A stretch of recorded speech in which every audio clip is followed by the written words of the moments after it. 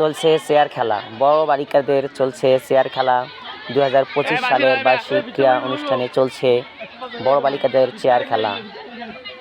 বালিকাদের এগেনিস্টে রয়েছে চেয়ার, তবে চেয়ারের সংখ্যা রয়েছে কম। প্রতিবারেই একটি করে চেয়ার কম থাকবে এবং বালিকাদের সংখ্যা বেশি থাকবে। দেখা যাচ্ছে এখন আর মাত্র 8 জন প্রতিযোগী রয়েছে। এই প্রতিযোগীদের মধ্যে হতে দেখা যায় কে প্রথম স্থান অধিকার করতে পারে, এটি দেখার বিষয়। কক্সবাজার জেলাধীন চকরিয়া থানার অন্তর্গত কোনাখালী হেদায়েতুল উলুম দাখিল মাদ্রাসা কর্তৃক আয়োজিত বার্ষিক ক্রীড়া অনুষ্ঠানে চলছে ক্রীড়া ফাইনালের সর্বশেষ খেলা বড় বালিকাদের চেয়ার খেলা।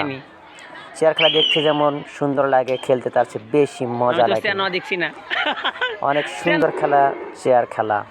বাঁশির তালে তালে তাদেরকে নিজের আসনটুকু অন্তত ধরে রাখতে হয়। নিজের আসন ধরে রাখতে না পারলে এবারে খেলা পরিচালনার দায়িত্বে রয়েছেন বেলাল উদ্দিন স্যার। উনি অত্যন্ত চমৎকার ও সুন্দর সুশৃঙ্খলভাবে খেলা পরিচালনা করছেন। তাকে সহযোগিতা করছেন অত্র প্রতিষ্ঠানের নাইট গার্ড জনাব ইউসুফ ভাই এবং দপ্তরি আফসার উদ্দিন। পাশে দাঁড়িয়ে রয়েছেন অত্র প্রতিষ্ঠানের প্যারা টিচার তানিয়া ম্যাডাম।